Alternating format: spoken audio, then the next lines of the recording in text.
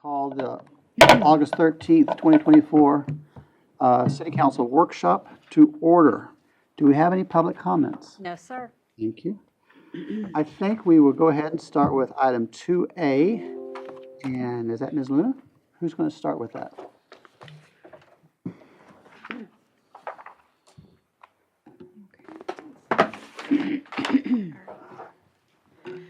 So today we wanted to provide y'all with an update regarding our Teen Court program. So this is the logo that we created for that. Thought I'd put that on there. So why Teen Court? The legislature mandated a diversion policy starting on January the 1st, 2025. And that applies to juveniles between 10 and 16 years old.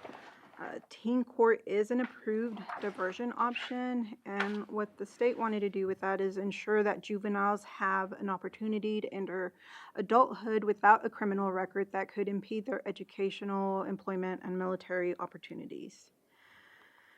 So what is teen court? Teen court is real court.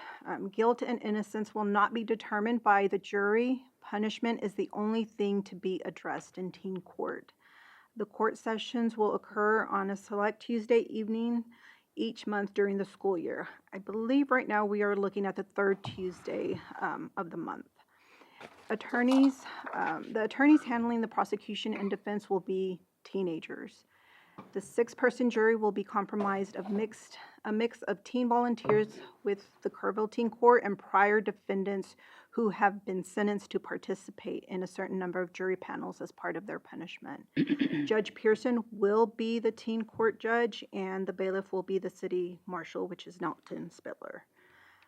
Let's see, and to give you guys a timeline of what we've done so far, the court personnel presented teen court to Tybee students on April 29th, 2024. We received a total of 35 applications. We interviewed 27 applicants the last 2 weeks in May, and we held our first training session for teen attorneys and jurors on July the 26th. We had 17 students appear. It was a really good turnout. We had an additional 3 that agreed to attend a training session in September.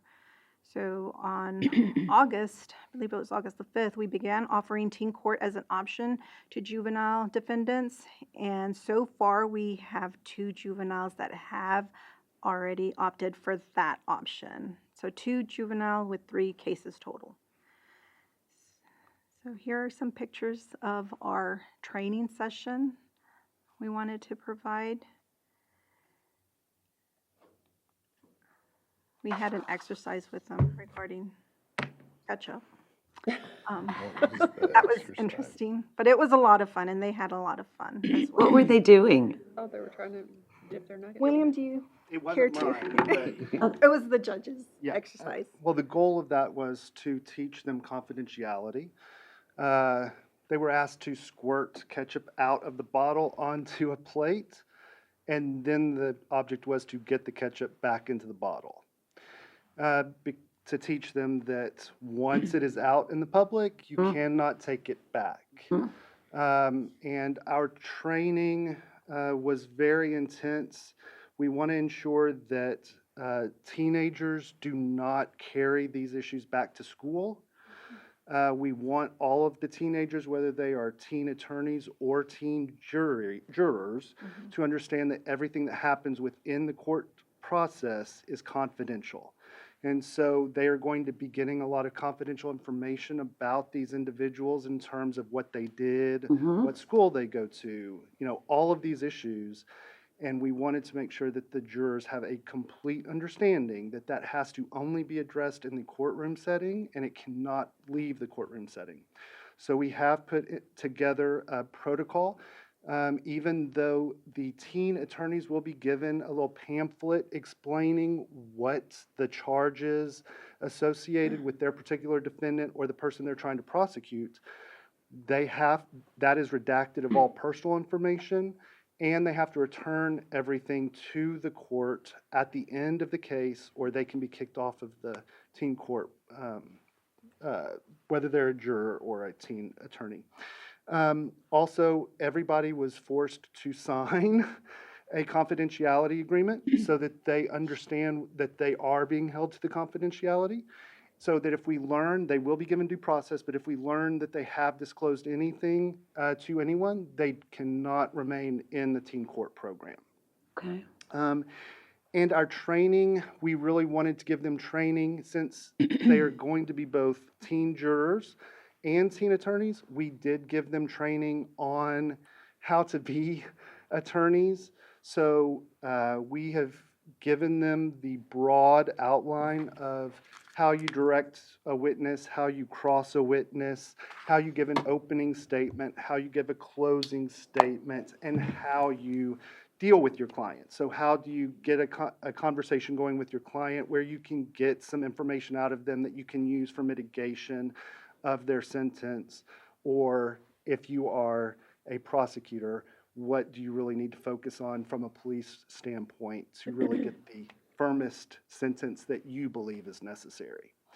But we also really hammered in on the fact that this is real court, which means that you are not there to punish, you are there to do justice.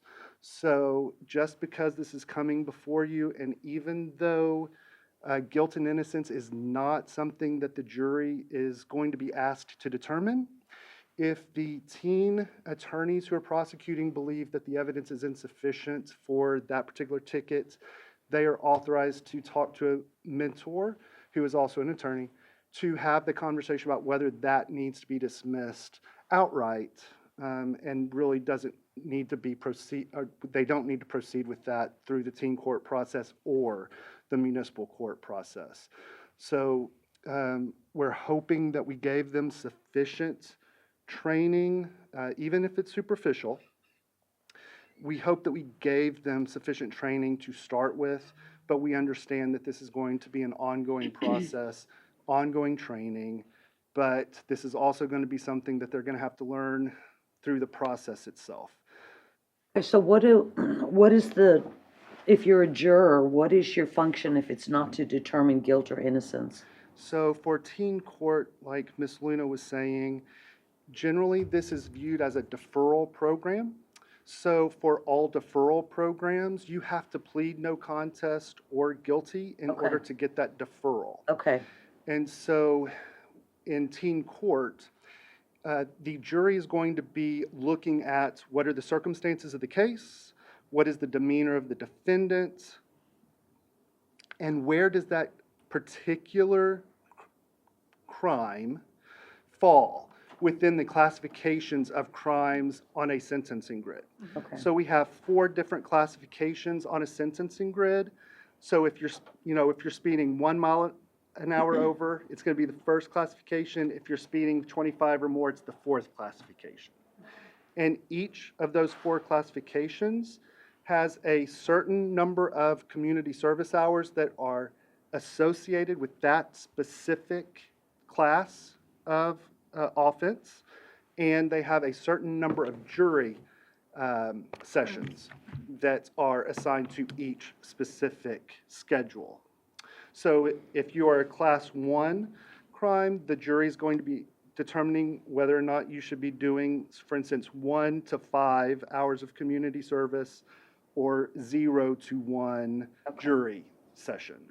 So they're going, and we've explained to them, they are going to have to come to consensus. That is not something that you individually can figure out and then combine and divide.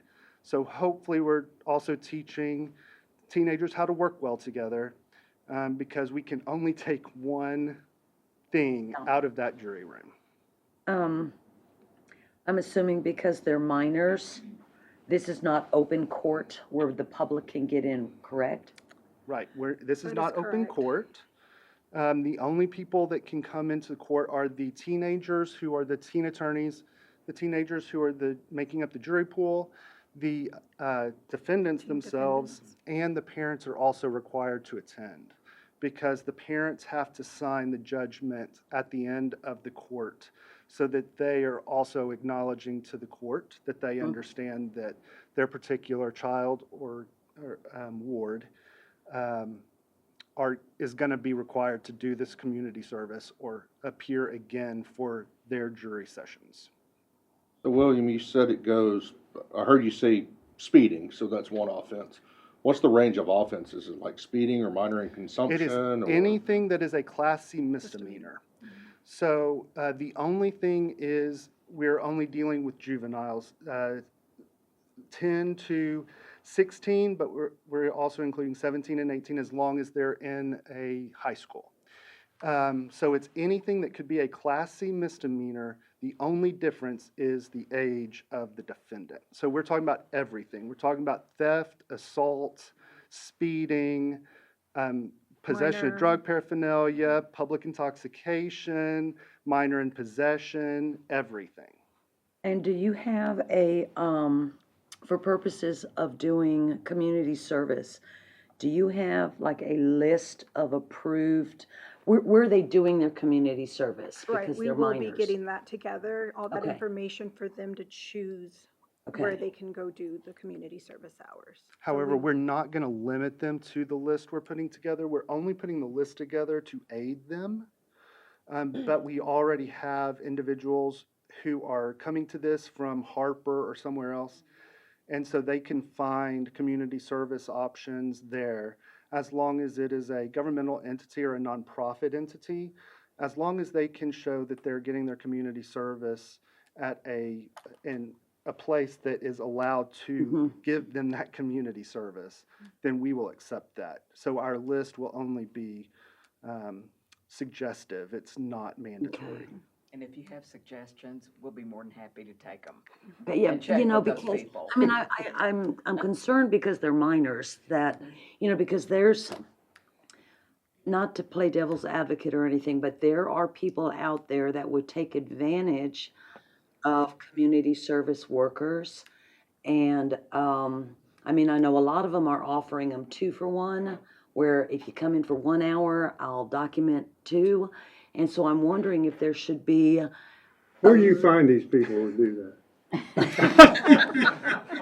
they're out there, Kent. And They're so out I'm there. wondering if there They're should out be, there. you know, a select nonprofits or government entities that maybe are approved by the court, so that we know that these minors are handled in the way that they really should be. That's just my personal opinion. Yeah, and we're trying to have conversations with the entities that we're including on the list so that they know that this is part of the teen court process and that this community service is required under the teen court process. And that this is real court, so that the judge is going to have to approve the community service. So far, we have spoken with several different people. We haven't firmed up anything, but they seem to all be very well receptive to the idea and are very willing to help us out. And we also call them verify. Once they bring us where they've done them, who they've done them with, we call them verify. Okay. Has juvenile probation or anybody said, hey, we've got a group of, because I know like Jason Davis used to take some of the, for community service stuff around and would do things. So I don't know if that might be another option if they, because if it's monitored by JPO, then that might be I something don't to know look if at. they do that anymore. I don't know if they can or It's a not, thought, though. Yeah. but I know they used to, Your Honor, so that's just a thought. Elaine, do you have We can anything? contact them. What would motivate, what's the benefit to the person that's being accused? Can they opt not to do this? They can always pay it. Yeah, I Okay. had that exact question, or that exact conversation in court on the last one that chose teen court. You know, the issue is that this keeps it off their record. And so if they successfully complete it, we will have, if it's a speeding ticket, we'll have to report it to DPS to show they had some other way of dealing with this other than the ticket, you know. But other than that, it doesn't go on their record. And the other options that are available to keep it off their record cost more money or are more time intensive. And so that's really coming into play in terms of which option the teens want to go with. Well, and also too, their parents are involved. And I prosecute in Fredericksburg also, and I just had a teen there just this last week who had a speeding ticket, and he was going 25 miles over, and he just wanted to pay it. Mm. And his mom said, well, what about the insurance? And I said, well, your insurance is gonna go up. So the parents also have a role in when they're talking to their kids and what the kids choose to do. Because he came back the next week and he's gonna do the teen court because they're only paying $20. Well, the child's paying the $20 or the $50, whatever it is. And I suggested to the parent that maybe the child pays the extra insurance they're gonna have to pay, and they quickly Yeah. went home and talked about it with dad, and very quickly So- came back and took Yeah. the teen court. So I think the parents have a lot to Yeah. still say with their kids and decisions they make. On that, and I'm just asking, but I can understand like a traffic offense. But if you get arrested for Class C assault or theft, normally that would stick to your record. So does that not show up on their record when they do something like that? And I'm just looking at like future, because unfortunately, the gentleman sitting in the corner knows what I'm talking about. It keeps happening. There can be it can start, and if they like, hey, I can do this and get off of it. I'm just, No, absolutely. So the reason we are starting this now is because the state is requiring that we do exactly what you're asking in January. So this is not a choice we have. This is not a choice any court has. The legislature has mandated that we offer this for wow. exactly what you're talking about. well, I think it's Now- a great idea, but, and I'm sorry. My thing is how many times can they come to court for the exact same offense? Yeah, If they so- steal and steal and steal. Yeah, so under the current law that we're gonna talk about, or that's going into place on January 1st, they only have the option to have teen court once a year.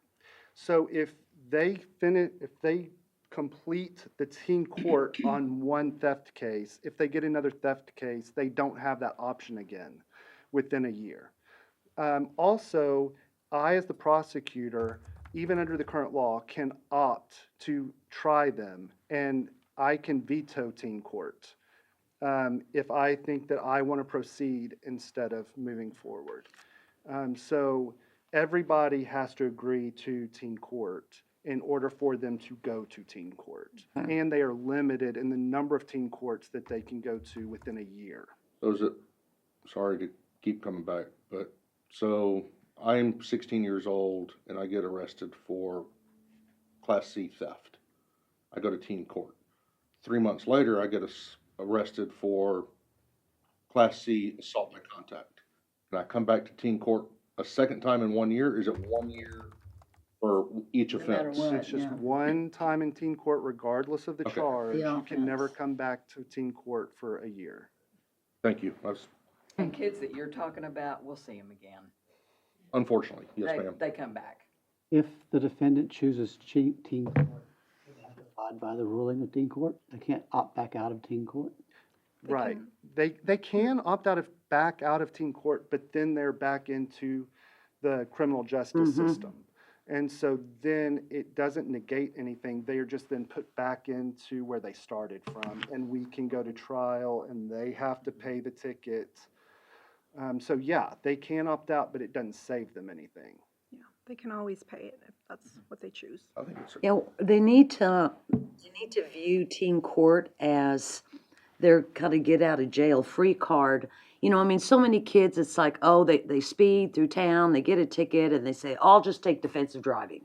Well, that doesn't stop, you know, the next week they're speeding again. I mean, they need to view this program as their a second chance of keeping their record clean. So how do we get that across to them so that they're fighting to get into teen court instead of using it as go to teen court, no big deal. I think that teenagers have a tendency to listen to other teenagers much more than they listen to the adults. Yeah. And this gives many kids a chance to work with kids they know, but they don't run in the same group, Right. and they're on the same level. They get to have the same voice.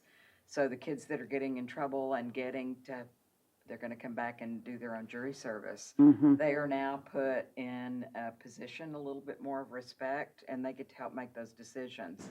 It's just amazing the effect that kids have on other kids. Mm-hmm. They pay attention. Yeah. And we're not gonna hit everybody. Right. We just don't. Yeah. But we're gonna hit more than we are by doing it the way. Yeah, we're it's doing it. definitely, more benefit Yes. Right. than, than just, going the traditional route in court. Well, that's why we wanted teens who are the defendants themselves, to sit on the jury as part of the sentence. Yeah. Because sometimes examples are the best examples. If they can see other teenagers who did something worse or whatever, and they have to be on that particular jury to sentence them, hopefully that will make it sink in even more. Yeah. What are you seeking from us today? Is this information only? It was an update. 'Cause Yeah, we Is don't, it state law, y'all required to do this? we don't, well, to make clear, we do not have to do teen court in order to comply with the law.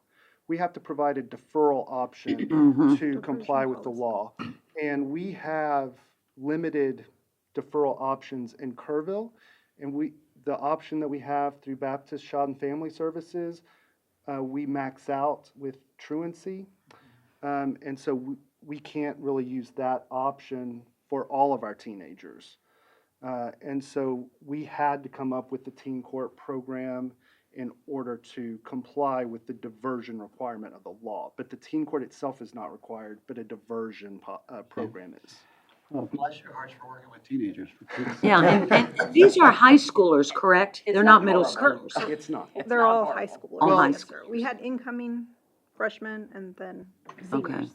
But middle schoolers also, as long as they're over 10, they Can have, come through, yeah, yeah, come through there. they get the benefits of teen court.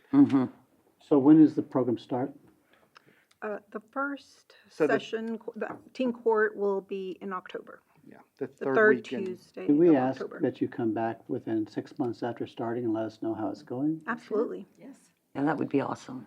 Mayor, council, also too, wanted to kind of highlight, and I know they've put a lot of work into it. The other side of the coin, and I think we've all kind of talked about and looked at, and I'd almost say probably the greater aspect of this program is getting kids involved in the community. Another aspect of getting kids involved in the community. We know we can't save everybody, that's just life. But even the ones that are on the jury, the prosecutors and the teen folks that are doing it, they're getting involved in their community in a different way. That, that sometimes even the youth councils or some of these other youth advisory groups can't do. And so I thought that was a really unique approach to really just kind of getting some of the kids in Kerrville out doing something and learning more about their communities and what they're doing. So approximately 6 months from now, or at a time convenient for y'all, come back and let us know how it's going. Absolutely. And also, I'd like to thank Chief McCall, because he's been willing to allow the police officers to participate in teen court as it is a court, and he didn't have to do that. So I wanted to thank Chief McCall for doing that. It's very helpful to us. It is. And one last one, I'm sorry. I keep coming back, just because I want to know. I mean, I think this is a great program, it's a great deal, but do y'all look at prior criminal history, if there is such? Like if they've So what stolen, and then they come in, they're like, hey, I want to do this, so it doesn't show up. Do y'all look? we're factoring that in two ways. Like, I can look at that to determine whether or not I want to object to the teen court for that particular person, even if I don't, as the prosecutor, don't object to that and allow it to go to teen court. We're allowing the teen prosecutors and all to use that in their case in chief to prove that this particular person needs the maximum sentence for that particular crime. So that can be factored in regardless of whether it's at the beginning or so that they don't get to teen court or even in the teen court if they do. Thank you. I'm curious, school started today. How did you get all these kids lined up and enrolled in this? So we had 3 meetings at Tybee. So we met with them one day for all 3 of their lunches, and they signed or filled out applications, and we had good turnout for that. Right now, we are reaching out to Ingram Tom Moore to see if they want to participate in this, because they don't have to. They're a municipality of their own. But we have a lot of defendants from other communities like Ingram and all. And I think it's only fair for them to have teenagers Representation, in yeah. our court who are dealing with them. Mhm. So if we can get with them early this year, we can start getting them into the program in the next 3 months. And really, it's the help of the assistant principals and the UIL advisors, the theater teachers, the ROTC teachers. Am I missing anybody? Drama teachers. They've been the ones who have gotten us all of these particular teenagers. If you need help with Ingram, let me know, I'll be happy to. Bobby Templeton's a personal friend, so. Thank you. Great, thank you. Yeah, it Are was a- y'all it was a good turnout. volunteers? We will need volunteers. Well, Yes. yeah, we want volunteers because we're gonna need Yes. them to get the juries set for Selected. each particular case and help us with food, getting the food set up and all of those types of things. So we're hoping to have 2 or 3 volunteers each session. Any other comments or questions? Very good. That's exciting. Exciting, that's very good. God bless you all. Well, thank y'all very Thank much. you. Appreciate Thank you it. for your Thank y'all time. so much. All right, the next item on the agenda is an executive session to talk about the use of groundwater operations of its conjunction with use of utility and related permits. I need a motion to go into executive session under 551.071. I'll make the motion to move into executive session under 551.071. Is there a second?